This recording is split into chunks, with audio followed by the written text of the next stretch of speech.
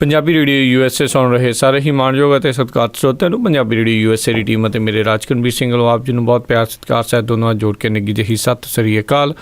ਸਭ ਨੂੰ ਜੀ ਇਹਨੂੰ ਆਖਦੇ ਹਾਂ ਸਰੋਤੇ ਪ੍ਰੋਗਰਾਮ ਦੇ ਵਿੱਚ ਆਪ ਸਭ ਦਾ ਸਵਾਗਤ ਹੈ। ਪ੍ਰੋਗਰਾਮ ਖਬਰ 'ਤੇ ਨਜ਼ਰ, ਜਿਸ ਦੇ ਵਿੱਚ ਤੁਹਾਡੇ ਨਾਲ ਅਸੀਂ ਗੱਲਬਾਤ ਕਰਦੇ ਹਾਂ ਪੰਜਾਬ ਭਾਰਤ ਦੇ ਕੁਛ ਅਹਿਮ ਮਸਲਿਆਂ ਦੇ ਉੱਤੇ ਜਿਹੜੀ ਵਿਚਾਰ ਹੁੰਦੀ ਹੈ। ਅਤੇ ਸਾਡੇ ਅੱਜ ਦੇ ਬੁੱਧਵਾਰ ਦੇ ਸਵੇਰ ਦੇ ਪ੍ਰੋਗਰਾਮ ਦੇ ਵਿੱਚ ਇਸ ਟਾਈਮ ਜੁੜਨ ਜਾ ਰਿਹਾ ਸਾਡੇ ਨਾਲ ਮਲੋਟ ਸਟੂਡੀਓਜ਼ ਤੋਂ ਮਿੰਟੂ ਗੁਰੂਸਰੀਆ ਜੀ।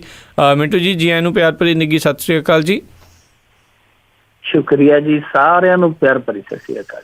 ਸਾਡੇ ਅੱਜ ਦੇ ਪ੍ਰੋਗਰਾਮ ਖਬਰ 'ਤੇ ਨਜ਼ਰ ਉਸ ਨੂੰ ਸਪਾਂਸਰ ਕਰਦੇ ਨੇ ਖਾਲਸਾ ਇੰਸ਼ੋਰੈਂਸ ਏਜੰਸੀ ਵਾਲੇ, ਜਿਨ੍ਹਾਂ ਦੇ ਕੋਲੋਂ ਤੁਸੀਂ ਹਰ ਤਰ੍ਹਾਂ ਦੀ ਇੰਸ਼ੋਰੈਂਸ ਕਰਵਾ ਸਕਦੇ ਹੋ। ਇੰਸ਼ੋਰੈਂਸ ਦਾ ਨੰਬਰ 408-272-2500 4082722500। ਇਸ ਦੇ ਨਾਲ ਸੂਬੇਦਾਰ ਸੁਰਜੀਤ ਸਿੰਘ ਹੰਗੂੜਾ ਅਤੇ ਪਰਿਵਾਰ ਸੈਨ ਹੋਜ਼ੇ ਤੋਂ, ਨਵਜੋਤ ਕੌਰ ਕਲੋਟੀ ਅਤੇ ਪਰਿਵਾਰ ਯੂਨੀਵਰਸਿਟੀ ਤੋਂ, ਗੁਰਦੀਪ ਸਿੰਘ ਵਿਰਦੀ ਕਲੋਵਿਸ ਤੋਂ, ਸਤਨਾਮ ਸਿੰਘ ਸ਼ੇਰਗਿੱਲ ਸੈਲਮਾ ਤੋਂ, ਸੁਰਿੰਦਰ ਕੌਰ ਧਾਮੀ ਸੀਰੀਜ਼ ਤੋਂ, ਰਸ਼ਪਾਲ ਕੌਰ ਖੰਗੂੜਾ ਬੇਕਰਸਫੀਲਡ ਤੋਂ, ਬਲਦੇਵ ਸਿੰਘ ਧਾਲੀਵਾਲ ਰੀਨੋ ਤੋਂ, ਸੁਰਿੰਦਰ ਸਿੰਘ ਕਾਲੋਂ ਰੈਂਚੋ ਕਾਡੋਵਾ ਤੋਂ, ਕਾਬਲ ਸਿੰਘ ਬੈਂਸ ਮੋਡੈਸਟੋ ਤੋਂ, ਸੋਢੀ ਸਿੰਘ ਸੈਕਰਾਮੈਂਟੋ ਤੋਂ ਅਤੇ ਦਲਬੀਰ ਸਿੰਘ ਜੀ ਲਾਈਵ ਵੋਕ ਤੋਂ। ਇਹਨਾਂ ਸਾਰਿਆਂ ਦਾ ਬਹੁਤ ਬਹੁਤ ਧੰਨਵਾਦ। ਜੇਕਰ ਤੁਸੀਂ ਜਾਂ ਕੋਈ ਹੋਰ ਕਾਰੋਬਾਰ ਇਸ ਪ੍ਰੋਗਰਾਮ ਨੂੰ ਸਪਾਂਸਰ ਕਰਨਾ ਚਾਹੁੰਦੇ ਹੋ ਤਾਂ ਸੰਪਰਕ ਕਰ ਸਕਦੇ ਹੋ। ਨੰਬਰ 408-722-7698 4087227698 ਦੇ ਵੱਲੋਂ। ਅਤੇ ਆਓ ਆਪਾਂ ਗੱਲਬਾਤ ਦਾ ਸਿਲਸਿਲਾ ਸ਼ੁਰੂ ਕਰਦੇ ਹਾਂ। ਮਿੰਟੂ ਜੀ, ਸਭ ਤੋਂ ਪਹਿਲਾਂ ਜਿਹੜਾ ਹਰਿਆਣੇ ਦਾ ਜਿਹੜਾ ਜਾਟ ਅੰਦੋਲਨ ਹੋਇਆ, ਕਲੰਕਿਤ ਰਿਹਾ। ਹਾਈ ਕੋਰਟ ਵੱਲੋਂ ਸਵੈ ਨੋਟਿਸ ਲਿਆ ਗਿਆ। ਇਹ ਕਲੰਕਿਤ ਤਾਂ ਹੋ ਗਿਆ ਜੀ ਕਿਉਂਕਿ ਜਿਹੜੀ ਖਬਰ ਅੱਜ ਪੰਜਾਬ ਦੇ ਵਿੱਚ ਜਾਂ ਭਾਰਤ ਦੇ ਵਿੱਚ ਅਖਬਾਰਾਂ ਨੇ ਛਾਪੀ, ਉਹ ਖਬਰ ਨੇ ਇਸ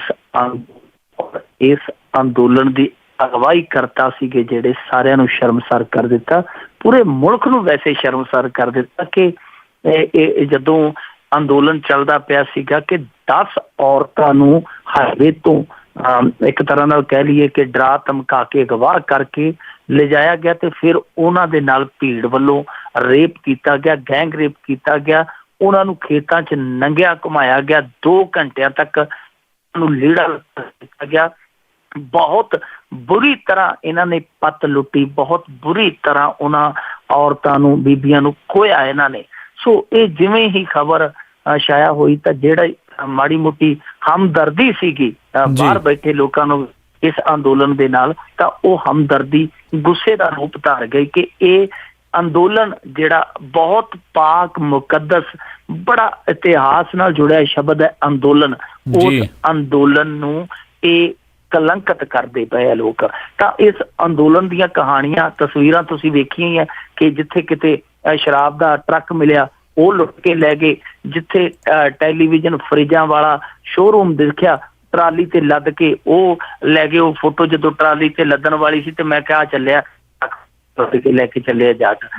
ਏਦਾਂ ਦੇ ਰਾਖਵੇਂ ਕਰਨ ਲੱਦੀ ਜਾਂਦੇ ਸੀ। ਫਿਰ ਜਿੱਥੇ ਘੱਟ ਫਿਰਕਿਆਂ ਦੇ ਘਰ ਸੀਗੇ ਉੱਥੇ ਚੁਣ ਚੁਣ ਕੇ ਨਿਸ਼ਾਨੇ ਬਣਾਏ ਗਏ। ਸੋ ਇਹ ਅੰਦੋਲਨ ਸੀ, ਅਰਾਜਕਤਾ ਸੀ, ਜਿਹਨੂੰ ਖੁੱਲ ਕੇ ਖੇਡਣ ਦੀ ਆਗਿਆ ਦਿੱਤੀ ਗਈ। ਖੱਟੜ ਸਰਕਾਰ ਬੁਰੀ ਤਰ੍ਹਾਂ ਫਲੋਪ ਰਹੀ, ਬੁਰੀ ਤਰ੍ਹਾਂ ਫੇਲ ਰਹੀ। ਪਹਿਲਾਂ ਤੇ ਉਹਨਾਂ ਨੇ ਅੰਦਾਜ਼ਾ ਹੀ ਨਹੀਂ ਲਾਇਆ, ਅਗਾਊ ਕੋਈ ਵੀ ਉਹਨਾਂ ਦੀ ਕੋਈ ਤਿਆਰੀ ਨਹੀਂ ਸੀਗੀ ਕਿ ਇਹ ਅੰਦੋਲਨ ਇੰਨਾ ਖਤਰਨਾਕ ਹੋ ਜਾਏਗਾ। ਔਰ ਦੂਜਾ ਉਹਨਾਂ ਨੇ ਕੀਤਾ ਕਿ ਫੌਜ ਵੀ ਸੱਦ ਲਈ, ਸਾਰਾ ਕੁਝ ਹੋ ਵੀ ਗਿਆ, ਕਰਫਿਊ ਵੀ ਲਾਤਾ, ਪਰ ਫੌਜ ਨੂੰ ਪੂਰੇ ਅਧਿਕਾਰ ਨਹੀਂ ਦਿੱਤੇ। ਫੌਜ ਦੇ ਇੱਕ ਤਰ੍ਹਾਂ ਨਾਲ ਕਹਿ ਲਈਏ ਕਿ ਅਸਿੱਧੇ ਰੂਪ ਦੇ ਵਿੱਚ ਹੱਥ ਬੰਨ੍ਹ ਦਿੱਤੇ, ਕਹਿੰਦੇ ਜੀ ਇਸ ਤਰ੍ਹਾਂ ਨੁਕਸਾਨ ਹੋ ਜਾਏਗਾ।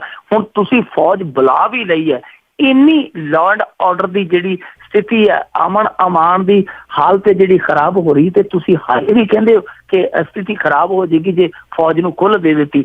ਸੋ ਇਹ ਆਪਣੇ ਆਪ ਦੇ ਵਿੱਚ ਬੜਾ ਵੱਡਾ ਮਸਲਾ ਕਿ ਇੱਕ ਇੰਨੇ ਵੱਡੇ ਪੱਧਰ ਤੇ ਲੁੱਟ ਹੁੰਦੀ ਹੈ, ਬੇਪਤ ਕੀਤਾ ਜਾਂਦਾ ਬੀਬੀਆਂ ਨੂੰ, ਜਿਹੜੇ ਘੱਟ ਗਿਣਤੀਆਂ ਦੇ ਘਰ ਆ ਉਹਨਾਂ ਨੂੰ ਨਿਸ਼ਾਨਾ ਬਣਾਇਆ ਜਾਂਦਾ, ਤੇ ਸਰਕਾਰ ਫਿਰ ਵੀ ਕਹਿੰਦੀ ਹੈ ਕਿ ਇਹ ਜੀ ਖੁੱਲ੍ਹ ਨਹੀਂ ਦੇਣੀ, ਨੁਕਸਾਨ ਹੋ ਜਾਏਗਾ। ਉਹ ਉਲਟਾ ਕੀ ਹੈ ਕਿ ਜਿੱਥੇ ਇਹ ਉਗਰ ਜਿਹੜੇ ਅੰਦੋਲਨਕਾਰੀ ਸੀਗੇ ਇਹ ਚੀਜ਼ਾਂ ਵਰਤਾ ਰਹੇ ਸੀ, ਉਲਟਾ ਪੁਲਿਸ ਹਰਿਆਣੇ ਦੀ ਉਹਨਾਂ ਨੂੰ ਪ੍ਰੋਟੈਕਟ ਕਰਦੀ ਪਈ ਸੀ ਕਿ ਕਿਤੇ ਗੈਰ ਜਾਟ ਜਿਹੜੇ ਫਿਰਕੇ ਆ ਉਹ ਇਹਨਾਂ ਤੇ ਹਮਲਾ ਨਾ ਕਰ ਦੇਵੇ। ਸੋ ਜਦੋਂ ਇੰਨੀ ਅਸਿੱਧੇ ਰੂਪ ਦੇ ਵਿੱਚ ਸ਼ਹਿ ਦੇਵੇਗੀ ਸਰਕਾਰ, ਤਾਂ ਇਹੋ ਜਿਹੇ ਲੋਕ ਜਿਹੜੇ ਅੰਦੋਲਨ ਦੀ ਆੜ 'ਚ ਕਾਲੀਆਂ ਜ਼ਮੀਰਾਂ ਲਈ ਫਿਰਦੇ ਸੀ, ਉਹਨਾਂ ਨੇ ਤੇ ਇਹ ਕੁਝ ਕਰਨਾ ਸੀ। ਪਰ ਲੋੜ ਇਹ ਸੀਗੀ ਕਿ ਇਹਨਾਂ ਨੂੰ ਇੱਥੋਂ ਤੱਕ ਪਹੁੰਚਣ ਨਾ ਦਿੱਤਾ ਜਾਂਦਾ ਕਿ ਇਹ ਧੀਆਂ ਭੈਣਾਂ ਦੀ ਪੱਤਾਂ ਲੁੱਟਣ ਤੱਕ ਪਹੁੰਚ ਜਾਂਦੇ, ਇਹ ਲੋਕਾਂ ਦੇ ਘਰ ਜਲਾਉਣ ਤੱਕ ਪਹੁੰਚ ਜਾਂਦੇ। ਸੋ ਇਹ ਸਰਕਾਰ ਦੀ, ਹਰਿਆਣਾ ਸਰਕਾਰ ਦੀ ਬੜੀ ਵੱਡੀ ਨਾਕਾਮੀ ਹੈ। ਔਰ ਸੋਚਣ ਵਾਲੀ ਗੱਲ ਆ ਕਿ ਇੱਕ ਪੰਜਾਬ ਸੂਬਾ ਸ਼ੰਭੂ ਬੈਰੀਅਰ ਦਾ ਹੀ ਫਰਕ ਹੈ ਨਾ। ਇੱਧਰਲੇ ਪਾਸੇ ਜਦੋਂ ਆਪਣੇ ਗੁਰੂ ਦੀ ਬੇਅਦਬੀ ਦੇ ਵਿਰੋਧ ਦੇ ਵਿੱਚ ਉਹ ਅਮਨ ਪੂਰਵਕ, ਬਿਲਕੁਲ ਸ਼ਾਂਤੀ ਪੂਰਵਕ ਨਾਮ ਜਪਦੇ ਹੋਏ ਵਿਰੋਧ ਕਰਦੇ ਆ ਤੇ ਉਹਨਾਂ ਤੇ ਫਾਇਰ ਖੋਲ ਦਿੱਤੇ ਜਾਂਦੇ ਆ। ਦੂਜੇ ਪਾਸੇ ਉਹ ਪੱਤਾਂ ਵੀ ਲੁੱਟੀ ਜਾਂਦੇ ਆ, ਉਹ ਦੁਕਾਨਾਂ ਵੀ ਲੁੱਟੀ ਜਾਂਦੇ ਆ ਤੇ ਉਹਨਾਂ ਤੇ ਕੋਈ ਕਾਰਵਾਈ ਨਹੀਂ ਹੈ, ਕੋਈ ਕੁਝ ਨਹੀਂ ਹੋ ਰਿਹਾ। ਤਾਂ ਇਹ ਇੱਕ ਆਪਣੇ ਆਪ ਦੇ ਵਿੱਚ ਹੈ ਕਿ ਇਹਨਾਂ ਨੂੰ ਫੜ ਕੇ ਜੋ ਦੋਸ਼ੀ ਹੈ, ਖਾਸ ਤੌਰ ਤੇ ਗੈਂਗਰੇਪ ਦੇ ਔਰ ਜਿਨ੍ਹਾਂ ਨੇ ਸ਼ੋਰੂਮ ਲੁੱਟੇ ਆ, ਘੱਟ ਗਿਣਤੀਆਂ ਦੇ ਘਰਾਂ ਨੂੰ ਨਿਸ਼ਾਨਾ ਹੈ, ਇਹਨਾਂ ਲੋਕਾਂ ਨੂੰ ਸਜ਼ਾ ਦੇਣੀ ਚਾਹੀਦੀ ਹੈ। ਹਾਈ ਕੋਰਟ ਨੇ ਵੈਸੇ ਜਿਹੜਾ ਨੋਟਿਸ ਉਹ ਲੈ ਲਿਆ, ਕਾਰਵਾਈ ਦੀ ਉਮੀਦ ਬੱਝੀ ਹੈ। ਦੇਖਾਂਗੇ ਕਿ ਹਰਿਆਣਾ ਸਰਕਾਰ ਹੁਣ ਕੀ ਕਰਦੀ ਹੈ। ਪਰ ਜਿਵੇਂ ਕਿਸਾਨ ਹੈ ਜਿਹੜਾ ਉਹ ਖੁਦਕੁਸ਼ੀ ਦੇ ਹਵਾਲੇ ਹੈ, ਜਿਹੜਾ ਸਾਰਾ ਜਿੱਦਾਂ ਕਹਿ ਲਈਏ ਪੰਜਾਬ ਉਹ ਡਰੱਗ ਹਵਾਲੇ ਆ, ਹਰਿਆਣਾ ਜਿਹੜਾ ਉਹ ਜਾਟਾਂ ਹਵਾਲੇ ਆ, ਤੇ ਮੋਦੀ ਸਾਹਿਬ ਜਿਹੜੇ ਉਹ ਪਤਾ ਨਹੀਂ ਕਿਹਦੇ ਹਵਾਲੇ ਆ, ਮੁਲਕ ਸਾਰਾ ਹੀ ਰੱਬ ਦੇ। ਜੀ ਬਿਲਕੁਲ ਜੀ, ਇਸ ਦੇ ਵਿੱਚ ਕੋਈ ਸ਼ੱਕ ਨਹੀਂ। ਆਪਾਂ ਦੇਖਿਆ ਹੀ ਆ ਵੀ ਇਹ ਕਰਦੇ ਕੀ ਆ। ਉੱਥੇ ਘਨਈਆ ਵਾਲੇ ਕੇਸ ਦੇ ਵਿੱਚ ਉੱਥੇ ਅਦਾਲਤ 'ਚ JNU ਵਾਲੇ ਨਿਆਣੇ ਕੁੱਟ ਛੱਡੇ, ਹੁਣ ਕਿਤੇ ਜਾ ਕੇ ਸਟਿੰਗ ਆਪਰੇਸ਼ਨ ਤੋਂ ਬਾਅਦ 'ਚ ਕਿਤੇ ਜਾ ਕੇ ਕੋਈ ਬੰਦਾ ਉਹਨਾਂ ਨੇ ਉਹ ਫੜਿਆ ਨਹੀਂ, ਤਾਂ ਦੇਖ ਲਓ ਉੱਥੇ ਕੀ ਹਾਲ ਹੈਗੀ ਆ। ਤੇ ਅਗਲੀ ਜਿਹੜੀ ਆਪਾਂ ਗੱਲ ਕਰਦੇ ਹਾਂ ਵੀ ਗੈਂਗ ਦੇ ਝਗੜੇ ਦੇ ਵਿੱਚ 2 ਨੌਜਵਾਨ ਦੀ ਗੋਲੀ ਮਾਰ ਕੇ ਹੱਤਿਆ। ਇਹ ਨਵੀਂ ਮੁਸੀਬਤ ਹੈ ਜੀ ਪੰਜਾਬ ਦੇ ਸਿਰ ਤੇ ਜਿਹੜੀ ਪਈ ਆ। ਆਪਸੀ ਨੌਜਵਾਨਾਂ ਦੇ ਜਿਹੜੇ ਝਗੜੇ ਆ, ਗੈਂਗਾਂ ਕਾਹਦੀਆਂ ਜੀ, ਇਹ ਨਿੱਕੇ ਨਿੱਕੇ ਅੱਜ ਕੱਲ ਦੇ ਜਿਹੜੇ 14 ਸਾਲਾਂ ਦੇ ਜਵਾਕ ਆ, ਜਿਹੜੀ ਉਮਰ ਦੇ ਵਿੱਚ ਉਹ ਖਿੱਦੋ ਖੁੰਡੀ ਖੇਡਿਆ ਕਰਦੇ ਸੀ, ਜਾਂ ਵਾਂਝੀ ਖੇਡਿਆ ਕਰਦੇ ਸੀ, ਜਾਂ ਹੋਰ ਇਹੋ ਜਿਹੀਆਂ ਖੇਡਾਂ ਖੇਡਿਆ ਕਰਦੇ ਸੀ, ਉਹ ਅੱਜ ਕੱਲ ਕਾਪੋ ਕਾਪੀ ਖੇਡਦੇ। ਇੱਥੇ ਸਾਡੇ ਉਹਨੂੰ ਕਾਪੇ ਕਹਿੰਦੇ, ਦਾਤਰੋ ਦਾਤਰੀ ਜਾਂ ਗੰਡਾਸਿਓ ਗੰਡਾਸੀ ਖੇਡਦੇ ਆ। ਇਹੋ ਜਿਹੀਆਂ ਖੇਡਾਂ ਖੇਡਣ ਲੱਗ ਪਏ ਅੱਜ ਦੇ 12-14 ਸਾਲ ਦੇ ਜਿਹੜੇ ਪਿੰਡਾਂ 'ਚ ਵੀ ਇਹ ਜਿਹੜੇ ਗਰੁੱਪ ਹੈ ਬਣਨੇ ਸ਼ੁਰੂ ਹੋ ਗਏ। ਤਾਂ ਉਹ ਹੌਲੀ ਅੱਜ ਕੱਲ ਕਿਸੇ ਨੂੰ ਭਗਤ ਸਿੰਘ ਬਣਨ ਦਾ ਕਰੇਜ ਨਹੀਂ ਹੈ, ਸਰਾਭਾ ਬਣਨ ਦਾ ਕਰੇਜ ਨਹੀਂ ਹੈ, ਕਿਸੇ ਨੂੰ ਕੋਈ ਮਹਾਨ ਵਿਗਿਆਨਕ ਬਣਨ ਦਾ ਕਰੇਜ ਨਹੀਂ। ਅੱਜ ਕੱਲ ਜਿਹੜਾ ਮੁੰਡਿਆਂ ਨੂੰ ਕਰੇਜ ਹੈ ਕਿ ਸਾਡੇ ਇਲਾਕੇ ਦਾ ਫਲਾਣਾ ਜਿਹੜਾ ਜੱਗੂ ਬਦਮਾਸ਼ ਹੈ, ਮੈਂ ਉਹਦੇ ਤੋਂ ਵੱਡਾ ਬਦਮਾਸ਼ ਬਣਨਾ। ਸੋ ਆਈਡੀਅਲ ਜਿਹੜੇ ਆ ਉਹ ਇਸ ਜਵਾਨੀ ਦੇ ਉਹ ਬਦਲ ਗਏ ਆ, ਤੇ ਉਹ ਬਦਲੇ ਹੋਏ ਆਈਡੀਅਲ ਜਿਹੜੇ ਆ ਉਹ ਇਹੋ ਜਿਹੀਆਂ ਸਿੱਖਿਆਵਾਂ ਦਿੰਦੇ ਆ ਜਿਹੜਾ ਕੁਛ ਵਾਪਰ ਰਿਹਾ। ਇਹ ਘਟਨਾ ਫਿਰੋਜ਼ਪੁਰ ਦੀ ਹੈ ਜੀ। ਅੱਜ ਕੀ ਹੋਇਆ ਕਿ 2 ਨੌਜਵਾਨ ਸਕੂਟੀ ਤੇ ਤਰੀਕ ਭੁਗਤ ਕੇ ਆ ਰਹੇ ਸੀ ਕਚਹਿਰੀ ਦੇ ਵਿੱਚੋਂ, ਤਾਂ ਕਾਰ ਲਾ ਕੇ ਉਹਨਾਂ ਨੇ ਅੰਨ੍ਹੇਵਾਹ ਫਾਇਰਿੰਗ ਕਰਕੇ ਉਹਨਾਂ ਦੋਨਾਂ ਨੂੰ ਮੌਤ ਦੇ ਘਾਟ ਉਤਾਰ ਦਿੱਤਾ। ਇਹ ਦੋਵੇਂ ਵੀ ਇਹੋ ਜਿਹੀਆਂ ਹੀ ਕਾਰਵਾਈਆਂ ਦੇ ਵਿੱਚ ਅੱਗੇ ਸ਼ਾਮਲ ਸੀ ਤੇ ਤਰੀਕ ਭੁਗਤ ਕੇ ਆ ਰਹੇ ਸੀਗੇ। ਕਿਸੇ ਨੂੰ ਮਾਰਨ ਦਾ ਹੱਕ ਕਿਸੇ ਕੋਲ ਨਹੀਂ ਹੈ, ਪਰ ਜਿਹੜੀ ਇਹ ਲੜਾਈ ਹੈ, ਵਜ੍ਹਾ ਹੈ, ਉਹ ਆਹੀ ਜਿਹੜੀ ਗੈਂਗਵਾਰ ਚੱਲਦੀ ਹੈ ਆਪਸ ਦੇ ਵਿੱਚ, ਗਰੁੱਪਿਜ਼ਮ ਹੈ ਜਿਹੜਾ, ਉਹਦਾ ਹੀ ਸਿੱਟਾ ਆ। ਪਿੱਛੇ ਜੇ ਤੁਸੀਂ 4 ਕੁ ਦਿਨ ਪਹਿਲਾਂ ਰਵੀ ਖਵਾਜਕੇ ਮਰਿਆ, ਕਾਂਗਰਸੀ ਲੀਡਰ ਸੀਗਾ, ਸਰਪੰਚ ਸੀਗਾ, ਨੌਜਵਾਨ ਮੁੰਡਾ ਸੀਗਾ, ਬੜਾ ਭਰਵੀਂ ਜਵਾਨੀ ਸੀਗੀ, ਤਾਂ ਉਹਦਾ ਕਤਲ ਹੋਇਆ। ਉਹ ਵੀ ਇਹੀ ਸਿੱਟਾ ਸੀਗਾ। ਰਵੀ ਦਾ ਵੀ ਜਿਹੜਾ ਪਿਛੋਕੜ ਹੈ ਉਹ ਗੈਂਗਵਾਰ ਦੇ ਨਾਲ ਜਾ ਕੇ ਜੁੜਦਾ ਸੀ। ਬਕਾਇਦਾ ਉਹਨੂੰ ਕੇਸਾਂ ਦੇ ਵਿੱਚ ਵੀ ਸ਼ਾਮਲ ਕੀਤਾ ਹੋਇਆ ਸੀ। ਪੁਲਿਸ ਨੇ ਪੁੱਛਗਿੱਛ ਹੋਈ ਆ, ਉਹਦੇ ਤੇ ਸ਼ਾਇਦ ਕੇਸ ਵੀ ਦਰਜ ਹੋਇਆ। ਸੋ ਇਹ ਜਿਹੜੇ ਸਿੱਟੇ ਨਿਕਲਦੇ ਪਏ ਆ, ਭਿਆਨਕ ਸਿੱਟੇ ਨਿਕਲਦੇ ਪਏ ਕਿ ਅਸੀਂ ਆਪਣੇ ਸਮਾਜ ਦੇ ਵਿੱਚੋਂ ਜਿਹੜਾ ਸਮਾਜ ਬਹੁਤ ਕੁਝ ਦਿੰਦਾ ਆਇਆ ਇਤਿਹਾਸ ਨੂੰ, ਪੂਰੇ ਵਿਸ਼ਵ ਨੂੰ, ਅੱਜ ਉਸ ਸਮਾਜ ਦੇ ਵਿੱਚੋਂ ਨਿਕਲ ਰਹੇ ਆ ਪਿਸਤੌਲਬਾਜ਼, ਤੇ ਮਾਰ ਕਿਹਨੂੰ ਰਹੇ ਆ? ਆਪਣੇ ਹੀ ਭੈਣ ਭਰਾਵਾਂ ਨੂੰ। ਬਿਲਕੁਲ ਜੀ। ਅਗਲੀ ਜਿਹੜੀ ਗੱਲ ਕਰਦੇ ਹਾਂ, ਅਕਾਲੀਆਂ ਨੂੰ ਨਵਾਂ ਜਿਹੜਾ ਜੀ ਆਦੇਸ਼ ਮਿਲਿਆ ਡਿਪਟੀ ਮੁੱਖ ਮੰਤਰੀ ਵੱਲੋਂ, ਸੁਖਬੀਰ ਬਾਦਲ ਵੱਲੋਂ, ਵੀ ਥਾਂ ਤੇ ਲਿਖ ਦਿਓ ਵੀ ਮੈਂ ਅਕਾਲੀ ਹਾਂ, ਨਹੀਂ ਤਾਂ ਪਤਾ ਹੀ ਨਹੀਂ ਲੱਗਦਾ ਵੀ ਕੌਣ ਕੀ ਹੈ। ਹਾਂ ਬਿਲਕੁਲ ਜੀ, ਹੁਣ ਲਿਖਣਾ ਪੈਣਾ ਕਿ ਮੈਂ ਅਕਾਲੀ ਹਾਂ। ਜਿਵੇਂ ਇਹਨਾਂ ਨੇ ਸ਼ੁਰੂ ਤੋਂ ਕੀਤਾ ਸੀਗਾ ਕਿ ਮੈਂ ਆਮ ਆਦਮੀ ਹੂੰ, ਤਾਂ ਉਸ ਜਿਹੜਾ ਉਹਨਾਂ ਦਾ ਸਲੋਗਨ ਸੀ ਮੈਂ ਆਦਮੀ ਹੂੰ, ਉਹਦੀ ਇੱਕ ਨਕਲ ਜੀ ਲੱਗਦੀ ਹੈ ਕਿ ਮੈਂ ਅਕਾਲੀ ਹਾਂ। ਇਹ ਤੇ ਕਹਿੰਦੇ ਜੀ ਕਿ ਆਮ ਆਦਮੀ ਪਾਰਟੀ ਨਾ 3 ਚੋਂ, ਨਾ 13 ਚੋਂ, ਨਾ ਪਲੇਰਾਂ ਚੋਂ, ਨਾ 13 ਚੋਂ ਹੈ, ਪਰ ਇਹ ਉਹਦੇ ਜਿਹੜੇ ਬਣਾਏ ਹੋਏ ਉਹਦੇ ਹੈ ਜਿਹੜੇ ਉਹਨੇ ਸਥਾਪਿਤ ਕੀਤੇ, ਉਹ ਮਾਡਲ ਸਾਰੇ ਚੁੱਕ ਰਿਹਾ ਹੌਲੀ ਹੌਲੀ। ਇਹਨਾਂ ਨੇ ਇਕੱਲੇ ਇਹ ਨਹੀਂ ਕਿਹਾ ਕਿ ਆਪਣੇ ਘਰਾਂ ਤੇ, ਆਪਣੀਆਂ ਗੱਡੀਆਂ ਤੇ, ਆਪਣੀ ਪੱਗ ਤੇ ਪੱਟੀ ਲਾ ਕੇ ਲਿਖੋ ਕਿ ਮੈਂ ਅਕਾਲੀ ਹਾਂ। ਨਾਲ ਇਹਨਾਂ ਨੇ ਜਿਵੇਂ ਆਮ ਆਦਮੀ ਪਾਰਟੀ ਨੇ ਪੰਜਾਬ ਦੇ ਵਿੱਚ ਆਉਂਦਿਆਂ ਬੂਥ ਪੱਧਰ ਤੇ ਕਮੇਟੀਆਂ ਬਣਾਉਣੀਆਂ ਸ਼ੁਰੂ ਕੀਤੀਆਂ ਸੀ, ਇਹਨਾਂ ਨੇ ਵੀ ਉਹ ਵੀ ਪੇਸ਼ਬੰਦੀਆਂ ਸ਼ੁਰੂ ਕਰ ਦਿੱਤੀਆਂ। ਹੁਣ ਅਕਾਲੀ ਵੀ ਜਿਹੜੇ ਆ ਉਹ ਬੂਥ ਪੱਧਰ ਦੀਆਂ ਕਮੇਟੀਆਂ ਬਣਾ ਰਹੇ ਆ। ਕਾਂਗਰਸ ਪਹਿਲਾਂ ਹੀ ਉਹ ਇਹ ਕਮੇਟੀਆਂ ਬਣਾਉਣੀਆਂ ਸ਼ੁਰੂ ਕਰ ਚੁੱਕੀ ਹੈ। ਸੋ ਦੋਨੇ ਪਾਰਟੀਆਂ ਨੇ ਕੁਝ ਨਾ ਕੁਝ ਉਹਨਾਂ ਤੋਂ ਲਿਆ ਹੈ। ਇਸ ਐਸੀ ਗੱਲ ਨਹੀਂ, ਵੈਸੇ ਸਿੱਖਣਾ ਚਾਹੀਦਾ। ਜਿਹੜੀ ਚੰਗੇ ਗੁਣ ਆ ਉਹ ਵਿਰੋਧੀ ਤੋਂ ਵੀ ਲੈ ਲੈਣੇ ਚਾਹੀਦੇ ਆ। ਇਸ ਗੱਲ ਦੇ ਵਿੱਚ ਕੋਈ ਉਹ ਸ਼ਰਮ ਲੱਜ ਨਹੀਂ ਹੈ। ਪਰ ਸਵਾਲ ਇਹ ਪੈਦਾ ਹੁੰਦਾ ਆ ਕਿ ਹੁਣ ਜਿਹੜੇ ਇਹ ਫਰਮਾਨ ਆ ਕਿ ਉਹ ਜਿਹੜੇ ਪੁਲਿਸ ਅਫਸਰ ਆ, ਮੋਢੇ ਤੇ ਤਾਂ ਉਹਨਾਂ ਦੇ ਖਾਕੀ ਵਰਦੀ ਹੁੰਦੀ ਹੈ, ਥੱਲੇ ਜਿਹਨਾਂ ਦਾ ਦਿਲ ਤੱਕੜੀ ਵਾਲਾ ਧੜਕਦਾ ਹੈ, ਕਿ ਉਹ ਵੀ ਇਹ ਫਰਮਾਨ ਮੰਨਣਗੇ। ਤਾਂ ਮੈਂ ਵੀ ਇਹ ਸੋਚਦਾ ਪਿਆ ਸੀਗਾ, ਸਰਦਾਰ ਸੁਖਬੀਰ ਸਿੰਘ ਬਾਦਲ ਦਾ ਇਹ ਜਿਹੜਾ ਫਰਮਾਨ ਹੈ, ਮੇਰੇ ਸਾਥੀ ਜਿਹੜੇ ਸਾਡੇ ਕੁਝ ਪੱਤਰਕਾਰ ਹੈ ਜਿਹੜੇ ਉਹ ਪਾਰਟੀ ਵਰਕਰਾਂ ਤੋਂ ਵੀ ਜ਼ਿਆਦਾ ਵਿਚਾਰੇ ਹੱਡ ਤੋੜਦੇ ਆ ਇਸ ਪਾਰਟੀ ਦੀ ਖਿਦਮਤ ਕਰਨ ਲਈ, ਕਿ ਇਹ ਹੁਕਮ ਕੀ ਇਹ ਫਰਮਾਨ ਉਹਨਾਂ ਤੇ ਵੀ ਲਾਗੂ ਹੋਏਗਾ। ਜੀ ਵੈਸੇ ਤਾਂ ਉਹ ਚੀਜ਼ ਛੁਪੀ ਤਾਂ ਨਹੀਂ ਆ, ਪਰ ਜੇ ਲਿਖ ਲੈਣਗੇ ਤਾਂ ਬਾਕੀਆਂ ਨੂੰ ਹੋਰ ਵੀ ਪਤਾ ਲੱਗ ਜਾਊਗਾ। ਅਗਲੀ ਜਿਹੜੀ ਆਪਾਂ ਗੱਲ ਕਰਦੇ ਹਾਂ ਵੀ ਸਿਹਤ ਮੰਤਰੀ ਨੇ ਫੇਰ ਵਿਵਾਦ ਛੇੜਿਆ, ਆਖੇ ਵੀ ਸ਼ਰਾਬ ਨਸ਼ਾ ਹੀ ਨਹੀਂ ਆ। ਇਹ ਪਹਿਲਾਂ ਤੇ ਇਸ ਮੰਤਰੀ ਦੀ ਮੈਨੂੰ ਤੇ ਕੋਈ ਸਮਝ ਨਹੀਂ ਆਈ ਜੀ। ਪਹਿਲਾਂ ਇਹਨੇ ਰੌਲਾ ਪਵਾ ਦਿੱਤਾ, ਦੋ ਧੜਿਆਂ 'ਚ ਵੰਡ ਦਿੱਤੇ ਲੋਕ। ਜਿਹੜੇ ਪੀਣ ਵਾਲੇ ਸੀ ਉਹ ਕਹਿੰਦੇ ਜੀ ਜੈਨੀ ਸਾਹਿਬ ਸਹੀ ਹੈ, ਜਿਹੜੇ ਸ਼ਰਾਬ ਦੇ ਵਿਰੁੱਧ ਸੀਗੇ ਉਹ ਕਹਿੰਦੇ ਜੀ ਬਹੁਤ ਮਾੜੀ ਗੱਲ ਹੈ ਕਿ ਇੱਕ ਮੰਤਰੀ ਪ੍ਰਮੋਟ ਕਰ ਰਿਹਾ ਸ਼ਰਾਬ ਨੂੰ, ਜਾਇਜ਼ ਠਹਿਰਾ ਰਿਹਾ। ਚਲੋ ਸ਼ਰਾਬ ਨਸ਼ਾ ਹੈ ਜਾਂ ਨਹੀਂ ਹੈ, ਪਰ ਉਸ ਸ਼ਰਾਬ ਨਾਲ ਜਿਹਦੇ ਨਾਲ ਬਹੁਤ ਘਰ ਪੱਟੇ ਜਾਂਦੇ ਆ, ਕਲੇਸ਼ ਦੀ ਜੜ ਹੈ, ਬਿਮਾਰੀਆਂ ਦੀ ਜੜ ਹੈ, ਉਹਨੂੰ ਪ੍ਰਮੋਟ ਕਰਨ ਦੀ ਕੀ ਲੋੜ ਹੈ। ਦੋ ਧੜਿਆਂ 'ਚ ਵੰਡੇ ਗਏ ਸੀ ਜਦੋਂ ਇਹਦਾ ਪਿਛਲਾ ਬਿਆਨ ਆਇਆ ਸੀਗਾ। ਹਾਲਾਂਕਿ ਬਿਆਨ ਦੇ ਕੇ ਸੁਰਜੀਤ ਕੁਮਾਰ ਜੈਨੀ ਨੇ ਮਲੋਟ ਬਿਆਨ ਦਿੱਤਾ, ਤੇ ਜਦੋਂ ਰੌਲਾ ਪਿਆ ਨਾਲ ਦੀ ਨਾਲ 3 ਘੰਟਿਆਂ 'ਚ ਸੁਰਜੀਤ ਕੁਮਾਰ ਜੈਨੀ ਚੰਡੀਗੜ੍ਹ ਜਾ ਬੈਠਾ। ਉੱਥੇ ਜਾ ਕੇ ਕਹਿੰਦਾ ਜੀ ਮੇਰੇ ਬਿਆਨ ਨੂੰ ਤਾਂ ਤੋੜ ਮਰੋੜ ਦਿੱਤਾ, ਸ਼ਰਾਬ ਤਾਂ ਨਸ਼ਾ।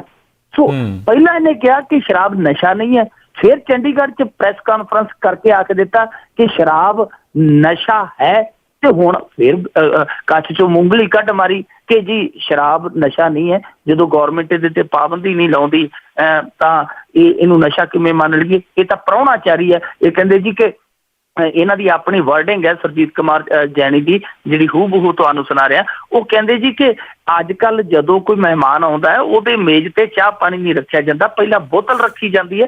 ਇਸ ਕਰਕੇ ਇਹਨੂੰ ਅਸੀਂ ਨਸ਼ਾ ਕਿਵੇਂ ਮੰਨ ਸਕਦੇ ਹਾਂ, ਕਿਉਂਕਿ ਸਰਕਾਰ ਨੇ ਇਹਨੂੰ ਬੈਨ ਨਹੀਂ ਕੀਤਾ ਹੋਇਆ। ਹੁਣ ਦੇਖੋ ਸਵਾਲ ਇਹ ਉੱਠਦਾ ਆ ਕਿ ਪਹਿਲਾਂ ਤੇ ਸੁਰਜੀਤ ਕੁਮਾਰ ਜੈਨੀ ਇਹ ਤੈਅ ਕਰ ਲੈਣ ਕਿ ਉਹ ਸ਼ਰਾਬ ਨੂੰ ਨਿੱਜੀ ਤੌਰ ਤੇ ਕੀ ਸਮਝਦੇ ਆ, ਸੰਜੀਵਨੀ ਬੂਟੀ ਸਮਝਦੇ ਆ ਜਾਂ ਇਹਨੂੰ ਘਰ ਬਰਬਾਦ ਕਰਨ ਵਾਲੀ ਜਿਹੜੀ ਬਲਾ ਸਮਝਦੇ ਆ। ਪਹਿਲਾਂ ਤੇ ਉਹ ਦੱਸਣ ਕਿ ਉਹ ਕਿਸ ਪੱਖ 'ਚ ਖੜੇ, ਕਿਉਂਕਿ ਇੱਕ ਦਿਨ ਉਹ ਬਿਆਨ ਦੇ ਦਿੰਦੇ ਕਿ ਸ਼ਰਾਬ ਨਸ਼ਾ ਹੈ, ਦੂਜੇ ਦਿਨ ਕਹਿੰਦੇ ਜੀ ਸ਼ਰਾਬ ਨਸ਼ਾ ਨਹੀਂ ਹੈ, ਤੀਜੇ ਦਿਨ ਫਿਰ ਉਹਨਾਂ ਦਾ ਬਿਆਨ ਬਦਲ ਜਾਂਦਾ। ਪਹਿਲਾਂ ਤਾਂ ਉਹ ਇੱਕ ਜਗ੍ਹਾ ਤੇ ਖੜ ਜਾਣ, ਫਿਰ ਦੂਜੀ ਗੱਲ ਅਸੀਂ ਤੈਅ ਕਰ ਲਈਏ ਕਿ ਨਸ਼ਾ ਹੈ ਜਾਂ ਨਹੀਂ ਹੈ। ਹੁਣ ਪਾਬੰਦੀ ਤੇ ਦੇਖੋ, ਰਾਜਸਥਾਨ ਦੇ ਵਿੱਚ ਡੋਡੇ ਵੀ ਵਿਕਦੇ ਆ, ਠੇਕੇ ਡੋਡਿਆਂ ਦੇ ਖੁੱਲੇ ਹੋਏ ਆ, MP ਦੇ ਵਿੱਚ ਵੀ ਹੈ, UP ਦੇ ਵਿੱਚ ਵੀ ਹੈ।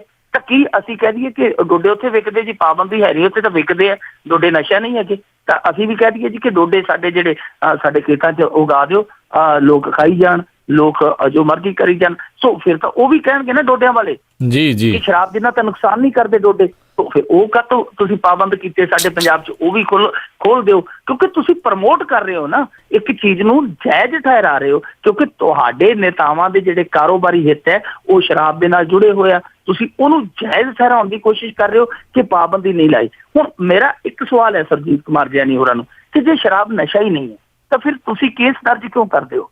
ਜੇਕਰ ਸ਼ਰਾਬ ਨਸ਼ਾ ਨਹੀਂ ਹੈ, ਜਦੋਂ ਕੋਈ ਸ਼ਰਾਬ ਦੇ ਨਸ਼ੇ ਦੇ ਵਿੱਚ ਕੋਈ ਬੰਦਾ ਆਪਣੇ ਰਿਸ਼ਤੇਦਾਰੀ ਦਾ ਜਿਹੜਾ ਰਿਸ਼ਤਾ ਤਾਰ ਕਰ ਦਿੰਦਾ, ਆਪਣੀ ਧੀ ਭੈਣ ਜੋ ਵੀ ਹੈ ਉਹਦੇ ਨਾਲ, ਤਾਂ ਜਾਂ ਹੋਰ ਕੋਈ ਕਤਲ ਕਰ ਦਿੰਦਾ ਜਾਂ ਕੋਈ ਵੱਡਾ ਗੁਨਾਹ ਐਕਸੀਡੈਂਟ ਹੋ ਜਾਂਦਾ ਹੈ, ਜਦੋਂ ਉਹਦੇ ਤੇ ਚਾਰਜ ਫਰੇਮ ਹੁੰਦੇ ਆ, ਤਾਂ ਫਿਰ ਕਾਨੂੰਨ ਕਿਉਂ ਲਿਖਦਾ ਕਿ ਫਲਾਣੇ ਨੇ ਸ਼ਰਾਬ ਦੇ ਨਸ਼ੇ 'ਚ ਕੰਮ ਕੀਤਾ?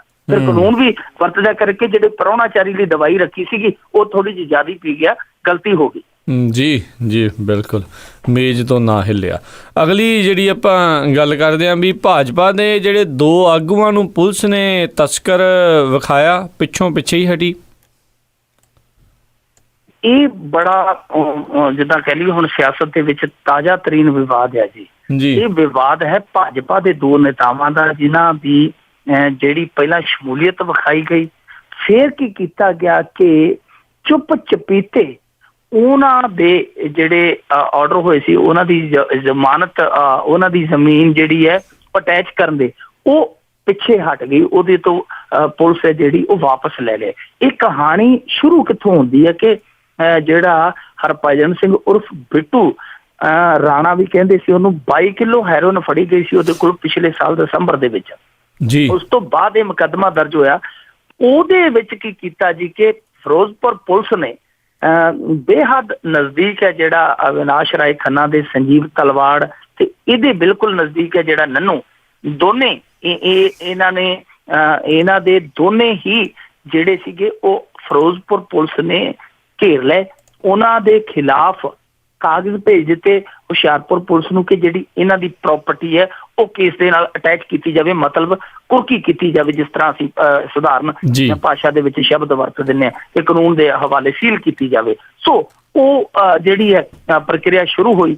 ਪਰ ਨਾਲ ਦੀ ਨਾਲ ਜਦੋਂ ਰੌਲਾ ਪਿਆ, ਉਹ ਜਿਹੜੀ ਹੁਕਮ ਸੀਗੇ ਕਿ ਇਹ ਪ੍ਰਾਪਰਟੀ ਸੀਲ ਕੀਤੀ ਜਾਵੇ, ਅਟੈਚ ਕੀਤੀ ਜਾਵੇ, ਉਹ ਨਾਲ ਦੀ ਨਾਲ ਵਾਪਸ ਹੋ ਗਏ। ਹੁਣ ਕਹਿੰਦੇ ਜੀ ਇਹਨਾਂ ਦੋਨਾਂ ਦਾ FIR ਦੇ ਵਿੱਚ ਨਾਂ ਨਹੀਂ ਸੀ। ਹੁਣ ਇਹ ਕਮਾਲ ਦੀ ਗੱਲ ਹੈ ਕਿ FIR ਦੇ ਵਿੱਚ ਜਿਹਦਾ ਨਾਂ ਨਹੀਂ ਹੈ ਤੇ ਉਹ ਪੁਲਿਸ ਉਹਦੀ ਜ਼ਮੀਨ ਅਟੈਚ ਕਰਨ ਤੁਰ ਪਵੇ, ਇਹ ਮੰਨਣ 'ਚ ਗੱਲ ਨਹੀਂ ਆਉਂਦੀ। ਉਹ ਵੀ ਉਸ ਵੇਲੇ ਜਦੋਂ ਫਿਰੋਜ਼ਪੁਰ ਦੇ ਵਿੱਚ ਹਰਦਿਆਲ ਸਿੰਘ ਮਾਨ ਵਰਗਾ SSP ਹੈ, ਜਿਹਨੇ ਨਸ਼ਿਆਂ ਦੇ ਮਾਮਲੇ 'ਚ ਸਭ ਤੋਂ ਵੱਡੇ ਰਿਕਾਰਡ ਕਾਇਮ ਕੀਤੇ ਆ ਜੀ, ਉਹ ਇਸ ਤਰ੍ਹਾਂ ਦੀ ਗਲਤੀ ਕਰ ਜਾਵੇ ਕਿ FIR 'ਚ ਨਾ ਹੋਵੇ ਤੇ ਉਹ ਇਹਨਾਂ ਦੀ ਜਿਹੜੀ ਹੈ ਉਹ ਜਾਇਦਾਦ ਹੈ ਜਿਹੜੀ ਉਹ ਸੀਲ ਕਰਨ ਤੁਰ ਪਵੇ। ਦੂਜੇ ਪਾਸੇ ਹੁਣ ਜਿਹੜਾ ਅੱਜ ਸੁਖਪਾਲ ਸਿੰਘ ਖਹਿਰਾ ਨੇ ਦੋਸ਼ ਲਾਇਆ, ਉਹ ਇਹ ਲਾਇਆ ਕਿ ਇਹ ਦੋਵੇਂ ਜਿਹੜੇ ਭਾਜਪਾ ਵਾਲੇ ਸੀਗੇ, ਇਹਨਾਂ ਦੀ ਉਸ ਤਸਕਰ ਦੇ ਨਾਲ ਪੂਰੀ ਸਾਂਝ ਸੀਗੀ, ਇਹ ਇਕੱਠਾ ਕਾਰੋਬਾਰ ਕਰਦੇ ਸੀਗੇ। ਇਹਨਾਂ ਨੂੰ ਹੁਣ ਬਚਾਉਣ ਲਈ ਇਹ ਸਾਰੀ ਕਹਾਣੀ ਘੜੀ ਜਾ ਰਹੀ ਹੈ। ਫਿਰੋਜ਼ਪੁਰ ਦੇ ਵਿੱਚ ਜੇ ਅਤੀਤ 'ਚ ਦੇਖੀਏ, ਫਿਰੋਜ਼ਪੁਰ ਦੇ ਵਿੱਚ ਜਿੰਮੀ ਵਾਲਾ ਜਿਹੜਾ ਮਾਮਲਾ ਸੀਗਾ, ਜਿਹੜਾ ਕਮਲ ਸ਼ਰਮਾ ਦਾ PA ਸੀਗਾ, ਉਹ ਔਰ ਇੱਕ ਜੁਗਰਾਜ ਸਿੰਘ ਕੋਟਲਾ, ਉਹ ਇਸ ਤੋਂ ਬਾਅਦ ਇਹ 2 ਹੋਰ ਇਹਨਾਂ ਦੇ ਭਾਜਪਾ ਦੇ ਜਿਹੜੇ, ਇੱਕ ਰਾਜਸਥਾਨ 'ਚ ਫੜਿਆ ਗਿਆ ਸੀ, ਇੱਕ ਪਤਾ ਨਹੀਂ ਹੋਰ ਕਿੱਥੇ ਫੜਿਆ ਗਿਆ ਸੀ। ਸੋ ਫਿਰੋਜ਼ਪੁਰ ਦੇ ਵਿੱਚੋਂ ਇਸ ਤਰ੍ਹਾਂ ਦੇ ਮਾਮਲੇ ਅੱਗੇ ਨਿਕਲਦੇ ਆਏ ਆ। ਤਾਂ ਦਾਲ ਦੇ ਵਿੱਚ ਕੁਝ ਕਾਲਾ ਜ਼ਰੂਰ ਆ। ਹੁਣ ਪੁਲਿਸ ਨੇ ਜੇ ਗਲਤੀ ਕੀਤੀ ਹੈ ਤਾਂ ਉਹਦੀ ਵੀ ਜਾਂਚ ਹੋਣੀ ਚਾਹੀਦੀ ਹੈ ਕਿ ਗਲਤ ਕਿੱਥੇ ਸੀ ਪੁਲਿਸ, ਤੇ ਜੇ ਪੁਲਿਸ ਸਹੀ ਢੰਗ ਨਾਲ ਕੰਮ ਕਰਦੀ ਪਈ ਸੀ ਤਾਂ ਫਿਰ ਇਹ ਵੀ ਸਾਨੂੰ ਸਾਫ਼ ਹੋਣਾ ਚਾਹੀਦਾ ਕਿ ਉਹ ਫਿਰ ਕਿਹਦੇ ਇਸ਼ਾਰੇ ਤੇ ਪਲਟੀ ਮਾਰ ਦਿੱਤੀ ਗਈ। ਜੀ ਜੀ ਜੀ ਬਿਲਕੁਲ। ਤੇ ਅਗਲੀ ਜੇ ਆਪਾਂ ਮਿੰਟੂ ਜੀ ਗੱਲਬਾਤ ਕਰੀਏ ਵੀ ਬਾਦਲ ਦੇ ਜਿਹੜੇ ਸਹੁਰਾ ਪਿੰਡ ਆ, ਉੱਥੇ ਵੀ ਕਿਸਾਨ ਤੇ ਮਜ਼ਦੂਰ ਖੁਦਕੁਸ਼ੀਆਂ ਦਾ ਉੱਥੇ ਉਹਨਾਂ ਦਾ ਜ਼ੋਰ ਆ। ਦੇਖੋ ਜੀ, ਇਸ ਅੱਗ ਤੋਂ ਕੋਈ ਵੀ ਦਰਖਤ, ਕੋਈ ਵੀ ਜਿਹੜਾ ਪੌਦਾ ਛੂਤਾ ਨਹੀਂ ਹੈ। ਸਾਰੇ ਹੀ ਜਿਹੜੇ ਆ ਚਪੇਟੇ 'ਚ, ਸਾਰੇ ਲਪੇਟੇ 'ਚ, ਚਾਹੇ ਕਿਸੇ ਦਾ ਸਹੁਰਾ ਪਿੰਡ ਆ, ਪੇਕਾ ਪਿੰਡ ਆ, ਸਾਰੇ ਹੀ ਇਸ ਅੱਗ ਦੇ ਵਿੱਚ ਆ। ਹੁਣ ਇਹਨਾਂ ਦੇ ਜਿਹੜੇ ਸਹੁਰਾ ਸਾਹਿਬ ਦੇ ਪਿੰਡ ਆ, ਜਿਹੜੇ ਫਤਿਹ ਸਿੰਘ ਵਾਲਾ, ਉੱਥੋਂ ਦੀ ਇਹ ਖਬਰ ਆ ਕਿ ਜੀ ਥੋੜੇ ਸਾਲਾਂ ਦੇ ਵਿੱਚ 19 ਜਿਹੜੇ ਉੱਥੋਂ ਦੇ ਕਿਸਾਨ, ਛੋਟੇ ਕਿਸਾਨ ਤੇ ਮਜ਼ਦੂਰ ਹੈ ਜਿਹੜੇ ਖੁਦਕੁਸ਼ੀ ਕਰ ਗਏ, ਜਿਨ੍ਹਾਂ ਚੋਂ 17 ਖੇਤ ਮਜ਼ਦੂਰ ਸੀਗੇ ਤੇ 17 ਦੇ ਵਿੱਚੋਂ 12 ਦੀ ਉਮਰ ਹੈ ਜਿਹੜੀ ਉਹ ਮਹਿਜ 18 ਤੋਂ 37 ਸਾਲ ਸੀਗੀ। ਇੱਕ ਔਰਤ ਨੇ ਵੀ ਖੁਦਕੁਸ਼ੀ ਕੀਤੀ ਹੈ। ਪਰ ਕਮਾਲ ਦੀ ਗੱਲ ਇਹ ਹੋਈ ਕਿ ਜਿਹੜਾ ਸਰਵੇ ਕਰਵਾਇਆ ਸੀਗਾ ਖੇਤੀਬਾੜੀ ਯੂਨੀਵਰਸਿਟੀ ਲੁਧਿਆਣਾ ਤੋਂ, ਪੰਜਾਬ ਸਰਕਾਰ ਨੇ ਲੱਖਾਂ ਕਰੋੜਾਂ ਰੁਪਈਆ ਦੇ ਕੇ ਉਹਨਾਂ ਨੂੰ, ਉਸ ਸਰਵੇ ਦੇ ਵਿੱਚ ਇਸ ਪਿੰਡ ਚੋਂ ਇੱਕ ਵੀ ਖੁਦਕੁਸ਼ੀ ਦਰਜ ਨਹੀਂ ਕੀਤੀ ਗਈ। ਕਿਉਂ? ਕਿਉਂਕਿ ਇਹ ਚੱਕ ਫਤਿਹ ਸਿੰਘ ਵਾਲਾ ਤੁਹਾਨੂੰ ਪਤਾ ਕਿ ਬਾਦਲ ਸਾਹਿਬ ਦੇ ਸਹੁਰਿਆਂ ਦਾ ਪਿੰਡ ਹੈ। ਇਸ ਕਰਕੇ ਕਿ ਇਹ ਕਿਤੇ ਬਦਨਾਮੀ ਨਾ ਹੋਵੇ, ਕਿਤੇ ਸਰਕਾਰ ਦਾ ਅਕਸ ਖਰਾਬ ਨਾ ਹੋਵੇ, ਉਹ ਜਦੋਂ 2010-11 ਦੇ ਵਿੱਚ ਹੋਈ ਹੈ, ਇੱਕ ਸਰਵੇ ਹੋਈ ਹੈ, ਸਰਵੇਖਣ ਹੋਇਆ, ਉਹਦੇ ਵਿੱਚ ਵੀ ਇਸ ਪਿੰਡ ਤੋਂ ਇੱਕ ਵੀ ਖੁਦਕੁਸ਼ੀ ਵਜੋਂ ਦਰਜ ਨਹੀਂ ਕੀਤੀ ਗਈ। ਤਾਂ ਜਦੋਂ ਖੁਦਕੁਸ਼ੀ ਦਰਜ ਹੀ ਨਹੀਂ ਹੋਈ, ਫਿਰ ਇਹਦਾ ਮਤਲਬ ਹੈ ਕਿ ਜਿਹੜੇ ਪੀੜਤ ਪਰਿਵਾਰ ਸੀਗੇ, ਜਿਹੜੇ ਅੱਜ ਆਰਥਿਕ ਤੌਰ ਤੇ ਬਹੁਤ ਜ਼ਿਆਦਾ ਬਦਹਾਲੀ 'ਚ ਸਮਾਂ ਕੱਟ ਰਹੇ ਆ। ਇਹਨਾਂ ਨੂੰ ਫਿਰ ਕੋਈ ਸਰਕਾਰੀ ਸਹਾਇਤਾ ਵੀ ਨਹੀਂ ਮਿਲੀ ਹੋਏਗੀ, ਕਿਉਂਕਿ ਇਹਨਾਂ ਦੇ ਨਾਂ ਹੀ ਨਹੀਂ ਦਰਜ ਹੋਏ। ਖੁਦਕੁਸ਼ੀ ਪੀੜਤਾਂ 'ਚ ਇਹਨਾਂ ਦੇ ਜ਼ਿਕਰ ਹੀ ਨਹੀਂ ਹੋਏ, ਤਾਂ ਫਿਰ ਇਹ ਸਵਾਲ ਹੀ ਨਹੀਂ ਉੱਠਦਾ ਕਿ ਸਰਕਾਰ ਨੇ ਕੋਈ ਸਹਾਇਤਾ ਕੀਤੀ ਹੋਵੇਗੀ। ਪਰ ਅਜੇ ਉਹ ਤਸਵੀਰਾਂ ਲਈ ਬੈਠੇ ਦੇਖੀਏ, ਉਹ ਜਿਹੜੇ ਆਪਣੇ ਪਿਆਰੇ ਉਹਨਾਂ ਨੇ ਗਵਾਏ ਆ, ਜੋ ਖੁਦਕੁਸ਼ੀ ਕਰ ਗਏ, ਉਹਨਾਂ ਦੀਆਂ ਤਸਵੀਰਾਂ ਲਈ ਬੈਠੇ ਚਿਹਰਿਆਂ ਵੱਲ ਵੇਖੀਏ ਤੇ ਸਾਰੀ ਕਹਾਣੀ ਹੈ ਜਿਹੜੀ ਸਾਫ਼ ਹੋ ਜਾਂਦੀ ਹੈ ਕਿ ਇੱਥੇ ਜਿਹੜੇ ਸਰਵੇ ਆਂਕੜੇ ਜਿਹੜੇ ਉਹ ਇਹਨਾਂ ਦੁੱਖਾਂ ਦੇ ਅੱਗੇ ਫਿੱਕੇ ਪੈ ਜਾਂਦੇ ਆ। ਇਹਨਾਂ ਦੇ ਦੁੱਖ ਕੁਝ ਹੋਰ ਹੀ ਆ, ਪਰ ਅਫਸੋਸ ਹੈ ਕਿ ਇਹਨਾਂ ਦੁੱਖਾਂ ਨੂੰ ਸੁਣਨ ਵਾਲਾ, ਪੜ੍ਹਨ ਵਾਲਾ, ਇਹਨਾਂ ਦੇ ਹੱਲ ਲੱਭਣ ਵਾਲਾ ਕੋਈ ਨਹੀਂ ਹੈ। ਚਾਹੇ ਇਹ ਆਪਾਂ ਅੱਗੇ ਗੱਲ ਕੀਤੀ ਸੀ ਇੱਕ ਦਿਨ ਕਿ ਖੁਦ ਡਿਪਟੀ CM ਸਰਦਾਰ ਸੁਖਬੀਰ ਸਿੰਘ ਬਾਦਲ ਦੇ ਜਿਹੜੇ ਹਲਕੇ ਦੇ ਵਿੱਚ ਇੱਕ ਪਿੰਡ ਪੈਂਦਾ ਹੈ ਪਾਕਾਂ, ਉਸ ਪਿੰਡ ਦੇ ਵਿੱਚ 39 ਕਿਸਾਨ ਹੈ ਜਿਹੜੇ ਹੁਣ ਤੱਕ ਖੁਦਕੁਸ਼ੀਆਂ ਕਰ ਚੁੱਕੇ ਆ। ਲੰਬੀ ਹਲਕਾ ਬਚਿਆ ਐਵੇਂ ਕਹੀਏ, ਪਰ ਆਲੇ ਦੁਆਲੇ, ਲੰਬੀ ਦੇ ਆਲੇ ਦੁਆਲੇ ਹੈ ਜਿਹੜਾ ਬਠਿੰਡਾ ਹੈ ਜਾਂ ਮਾਨਸਾ ਆ ਜਾਂ ਇਹ ਜਲਾਲਾਬਾਦ ਫਾਜ਼ਿਲਕਾ ਆ ਗਿਆ, ਇੱਥੇ ਤੇ ਜਿੱਦਾਂ ਕਹਿ ਲਈਏ ਕਿ ਸੇਵਿਆਂ ਦੀਆਂ ਲਾਟਾਂ ਜਿਹੜੀਆਂ ਥੱਲੇ ਹੁੰਦੀਆਂ ਹੀ ਨਹੀਂ, ਉਹ ਤਾਂ ਦੀਆਂ ਤਾਂ ਹੀ ਰਹਿੰਦੀਆਂ। ਪਰ ਸਾਨੂੰ ਇਹਨਾਂ ਲੋਕਾਂ ਦੇ ਦਰਦ ਜਿਹੜੇ ਆ ਫਰੋਲਣੇ ਚਾਹੀਦੇ ਆ, ਦਰਦਾਂ ਦੇ ਹੱਲ ਲੱਭਣੇ ਚਾਹੀਦੇ ਆ। ਇਹ ਨਹੀਂ ਹੈ ਕਿ ਪ੍ਰਕਾਸ਼ ਸਿੰਘ ਬਾਦਲ ਦੇ ਸਹੁਰਿਆਂ ਦਾ ਪਿੰਡ ਆ ਤੇ ਇੱਥੇ ਜ਼ਿਕਰ ਹੀ ਨਾ ਕਰੋ ਖੁਦਕੁਸ਼ੀਆਂ ਦਾ। ਇਹ ਤੇ ਇਹਨਾਂ ਨੂੰ ਦੋਹਰੀ ਮੌਤ ਦੇਣੀ ਹੈ ਨਾ, ਕਿ ਇੱਕ ਤੇ ਇਹਨਾਂ ਨੂੰ ਕਰਜ਼ੇ ਦੇ ਜੰਜਾਲ ਨੇ ਖਾ ਲਿਆ, ਇਹਨਾਂ ਦੇ ਜੀ ਤੁਰ ਗਏ, ਤੇ ਦੂਜਾ ਇਹ ਹੈ ਕਿ ਇਹਨਾਂ ਨੂੰ ਜਿਹੜੀ ਕੋਈ ਸਹਾਇਤਾ ਸੀ ਉਹਦੇ ਤੋਂ ਬਾਹਰ ਰੱਖ ਕੇ ਦੂਜੀ ਵਾਰ ਫੇਰ ਮਾਰ ਦਿੱਤਾ ਗਿਆ। ਜੀ ਬਿਲਕੁਲ। ਤੇ ਮਿੰਟੂ ਜੀ, ਗੱਲਬਾਤ ਕਰਦੇ ਹਾਂ ਵੀ ਸੁਖਪਾਲ ਖਹਿਰਾ ਨੇ ਸੰਸਦ ਦੇ ਵਿੱਚ ਕੈਪਟਨ ਦੀ ਹਾਜ਼ਰੀ ਗੈਰ ਹਾਜ਼ਰੀ ਦੇ ਉੱਤੇ ਨਿਸ਼ਾਨਾ ਸਾਧਿਆ। ਸੁਖਪਾਲ ਸਿੰਘ ਖਹਿਰਾ ਜੀ ਚੁਣ ਕੇ ਤੀਰ ਮਾਰਦੇ, ਔਰ ਇਹਨਾਂ ਨੂੰ ਚੁਣੇ ਹੀ ਇਸੇ ਕਰਕੇ ਸੀ ਆਮ ਆਦਮੀ ਪਾਰਟੀ ਨੇ, ਕਿਉਂਕਿ ਬੁਲਾਰੇ ਬੜੇ ਤਗੜੇ ਨੇ, ਤਰਜਮਾਨ ਬੜੇ ਵੱਡੇ ਨੇ। ਗੱਲ ਜਿਹੜੀ ਹੈ ਉਹ ਬੜੀ ਠੋਸ ਗੱਲ ਕਰਦੇ ਆ, ਤੱਥਾਂ ਦੇ ਆਧਾਰ ਤੇ ਗੱਲ ਕਰਦੇ। ਉਹਨਾਂ ਨੇ RTI ਕਢਾ ਕੇ ਕੈਪਟਨ ਅਮਰਿੰਦਰ ਸਿੰਘ ਦੀਆਂ ਜਿਹੜੀਆਂ ਹਾਜ਼ਰੀਆਂ ਸੀਗੀਆਂ ਸੰਸਦ 'ਚ, ਉਹ ਉਜਾਗਰ ਕਰਦਿਆਂ ਉਹਨਾਂ ਨੇ ਸਵਾਲ ਕੀਤਾ ਕਿ ਇਹ ਕੀ ਹੋ ਰਿਹਾ ਹੈ ਜੀ, ਕੀ ਇਹ ਨੁਮਾਇੰਦੇ ਦੀ ਜ਼ਿੰਮੇਵਾਰੀ ਹੈ। ਉਹ ਦੱਸਦੇ ਆ ਕਿ ਜਿਹੜੀ 13ਵੀਂ ਲੋਕ ਸਭਾ ਸੀਗੀ, ਜਿਹੜੀ ਹੁਣ ਲੋਕ ਸਭਾ ਚੱਲ ਰਹੀ ਹੈ 14ਵੀਂ, ਇਹਦੇ ਤੋਂ ਜਿਹੜੀ ਪਿਛਲੀ ਸੀਗੀ ਲੋਕ ਸਭਾ ਚੁਣੀ ਗਈ ਸੀਗੀ, ਉਹਦੇ ਵਿੱਚ ਉਸ ਸੰਸਦ ਦੇ ਵਿੱਚ ਜਿਹੜੀ 13ਵੀਂ ਸੰਸਦ ਸੀਗੀ, ਉਹਦੇ ਵਿੱਚ ਇਹਨਾਂ ਦੀ ਸਾਰੀ ਹਾਜ਼ਰੀ 50 ਸਾਲਾਂ 'ਚ ਉਹ ਸੀਗੀ 13 ਦਿਨ ਦੀ। ਤੇ ਜੇ ਉਹਨਾਂ ਨੂੰ ਆਪਾਂ ਮਿੰਟਾਂ ਸਕਿੰਟਾਂ 'ਚ ਗਿਣੀਏ ਤੇ ਉਹ ਕਹਿੰਦੇ ਕਿ ਇੱਕ ਕੁੱਲ 8 ਘੰਟੇ ਬਣਦੀ ਹੈ। ਸੋ ਇਹ ਆਪਣੇ ਆਪ ਦੇ ਵਿੱਚ ਨਹੀਂ ਜੀ, 3 ਘੰਟੇ 8 ਮਿੰਟ ਬਣਦੀ ਹੈ ਜੇ ਉਹ ਸਾਰੇ ਦਿਨਾਂ ਦੀ ਗੱਲ ਕਰੀਏ ਜਿਹੜੇ 13 ਦਿਨ ਉਹ ਸੰਸਦ ਦੇ ਵਿੱਚ ਗਏ ਆ। ਦੂਜੇ ਪਾਸੇ ਹੁਣ ਜਿਹੜੀ 14ਵੀਂ ਲੋਕ ਸਭਾ ਹੈ, ਉਹਦੇ ਵਿੱਚ ਜਿਹੜੇ ਹੁਣ ਤੱਕ ਸੈਸ਼ਨ ਹੋਏ ਆ, ਉਹਦੇ ਵਿੱਚ ਕੈਪਟਨ ਅਮਰਿੰਦਰ ਸਿੰਘ ਦੀ ਹਾਜ਼ਰੀ ਹੈ ਜਿਹੜੀ, ਉਹ ਸਿਰਫ ਤੇ ਸਿਰਫ 3 ਮਿੰਟ 36 ਸੈਕਿੰਡ ਦੀ ਹੈ। ਸੋ ਇਹ ਆਪਣੇ ਆਪ ਦੇ ਵਿੱਚ ਕੈਪਟਨ ਅਮਰਿੰਦਰ ਸਿੰਘ ਦੇ ਕਹਿ ਲਈਏ ਕਿ ਆਲੇ ਦੁਆਲੇ ਇੱਕ ਕੰਡਿਆਲੀ ਤਾਰ ਵੱਲ ਰਹੇ ਆ ਉਹਦੇ ਵਿਰੋਧੀ, ਸਿਆਸੀ ਵਿਰੋਧੀ, ਕਿ ਇਹਦੇ ਚੋਂ ਨਿਕਲ ਕੇ ਵਿਖਾ। ਵਾਕਿਆ ਹਾਜ਼ਰੀ ਵਾਲਾ ਜਿਹੜਾ ਮੁੱਦਾ ਆ, ਇਹ ਆਉਣ ਵਾਲੇ ਦਿਨਾਂ 'ਚ ਇਹ ਬਣ ਸਕਦਾ ਮੁੱਦਾ, ਕਿਉਂਕਿ ਨੁਮਾਇੰਦੇ ਨੇ, ਉਹ ਨੁਮਾਇੰਦੇ ਚਾਹੇ ਉਹ ਲੋਕ ਸਭਾ ਦੇ ਆ ਚਾਹੇ ਵਿਧਾਨ ਸਭਾ ਦੇ ਆ, ਕਿਉਂਕਿ ਉਹ ਆਪ ਹੀ ਕਹਿ ਚੁੱਕੇ ਆ ਕਿ ਮੇਰੀ ਰੁਚੀ ਹੈ ਜਿਹੜੀ ਉਹ ਪੰਜਾਬ ਦੇ ਵਿੱਚ ਹੈ, ਉੱਥੇ ਘੱਟ ਹੈ ਦਿੱਲੀ 'ਚ। ਪਰ ਇਹ ਚੀਜ਼ ਉਹਨਾਂ ਨੂੰ ਇਲੈਕਸ਼ਨ ਲੜਨ ਤੋਂ ਪਹਿਲਾਂ ਸੋਚਣਾ ਚਾਹੀਦਾ ਸੀ। ਇਕੱਲਾ ਇਹ ਨਹੀਂ ਕਿ ਉਹ ਜੇਤਲੀ ਨੂੰ ਹਰਾ ਕੇ ਹੁਣ ਮਹਿਲਾ ਦੇ ਵਿੱਚ ਵੜ ਕੇ ਬਾਰੀਆਂ ਬੰਦ ਕਰ ਲੈਣ। ਲੋਕਾਂ ਨੇ ਉਹਨਾਂ ਨੂੰ ਇਸ ਕਰਕੇ ਨਹੀਂ ਸੀ ਚੁਣਿਆ ਕਿ ਜੇਤਲੀ ਨੂੰ ਹਰਾ ਕੇ ਉਹ ਕਦੇ ਦਿੱਲੀ 'ਚ ਨਾ ਵੜਨ। ਹਾਂ, ਉਹਨਾਂ ਦੀ ਕਾਂਗਰਸ ਦੇ ਉੱਤੇ ਤੁਹਾਨੂੰ ਪਤਾ ਹਾਈਕਮਾਨ ਨਾਲ ਟਸਲਬਾਜ਼ੀ ਚੱਲਦੀ ਰਹੀ ਹੈ, ਪਰ ਸੰਸਦ 'ਚ ਜਾਣਾ ਤੇ ਉਹਦੀ ਜ਼ਿੰਮੇਵਾਰੀ ਹੈ ਨਾ, ਕਿਉਂਕਿ ਉਹਦੇ ਬਦਲੇ ਲੋਕਾਂ ਨੇ ਉਹਨਾਂ ਨੂੰ ਵੋਟ ਦਿੱਤੀ ਹੈ। ਵੋਟ ਹੀ ਨਹੀਂ ਨਾਲ ਭੱਤੇ ਵੀ ਦਿੰਦੀ ਹੈ ਸਰਕਾਰ ਉਹਨਾਂ ਨੂੰ ਇਸ ਕੰਮ ਲਈ, ਤਾਂ ਹਾਜ਼ਰੀ ਭਰਨੀ ਜ਼ਰੂਰੀ ਬਣਦੀ ਹੈ। ਪਰ ਕੀ ਕਰੀਏ, ਜਿਵੇਂ ਰਾਜਾ ਹਿੰਦੁਸਤਾਨੀ ਦਾ ਗਾਣਾ ਹੈ ਨਾ ਜੀ, ਰਾਜਾ ਹਿੰਦੁਸਤਾਨੀ ਦਾ ਗਾਣਾ, ਇਹ ਤੁਮ ਤੋਂ ਠਹਿਰੇ ਪਰਦੇਸੀ ਸਾਥ ਕਿਆ ਨਿਭਾਓਗੇ, ਤੁਮ ਤੋਂ ਠਹਿਰੇ ਰਾਜਾ ਸੰਸਦ ਮੇਂ ਕਿਆ ਹੋਗੇ। ਬਿਲਕੁਲ ਜੀ, ਬਿਲਕੁਲ ਇਹ ਗੱਲਾਂ ਵਾਲੇ ਹੀ ਨੇ। ਤੇ ਬਿਲਕੁਲ, ਤੇ ਬਹੁਤ ਬਹੁਤ ਧੰਨਵਾਦ ਮਿੰਟੂ ਗੁਰੂਸਰੀਆ ਜੀ, ਤੁਸੀਂ ਸਾਡੇ ਨਾਲ ਜੁੜੇ, ਇਹਨਾਂ ਖਬਰਾਂ ਦੇ ਬਾਰੇ ਸਾਨੂੰ ਵਿਸਥਾਰ 'ਚ ਜਾਣਕਾਰੀਆਂ ਦਿੱਤੀਆਂ। ਅਗਲੇ ਬੁਲੇਟਿਨ ਤੱਕ ਲਈ ਤੁਹਾਡਾ ਬਹੁਤ ਬਹੁਤ ਧੰਨਵਾਦ, ਮਿਹਰਬਾਨੀ, ਸਤਿ ਸ੍ਰੀ ਅਕਾਲ। ਸ਼ੁਕਰੀਆ। ਤੇ ਸਰੋਤਿਓ ਇੱਥੇ ਹੀ ਸਾਡਾ ਅੱਜ ਦਾ ਇਹ ਪ੍ਰੋਗਰਾਮ ਖਬਰ ਤੇ ਨਜ਼ਰ ਆਓ ਹੁਣ ਸਮਾਪਤ ਹੁੰਦਾ ਹੈ। ਹੁਣ ਮੈਨੂੰ ਰਾਜਕਰਨਵੀਰ ਸਿੰਘ ਨੂੰ ਵੀ ਇਜਾਜ਼ਤ ਦਿਓ। ਮੇਰੇ ਵੱਲੋਂ ਵੀ ਆਪ ਸਭ ਨੂੰ ਬਹੁਤ ਪਿਆਰ ਸਤਿਕਾਰ ਸਾਹਿਬ ਦੋਨੋਂ ਅੱਜ ਜੋੜ ਕੇ ਨਿੱਘੀ ਜਿਹੀ ਸਤਿ ਸ੍ਰੀ ਅਕਾਲ। ਜਿਹਦੇ ਵਾਸਤੇ ਰਹੋ, ਹੱਸਦੇ ਖੇਲਦੇ ਰਹੋ ਤੇ ਸੁਣਦੇ ਰਹੋ ਪੰਜਾਬੀ ਰੇਡੀਓ USA।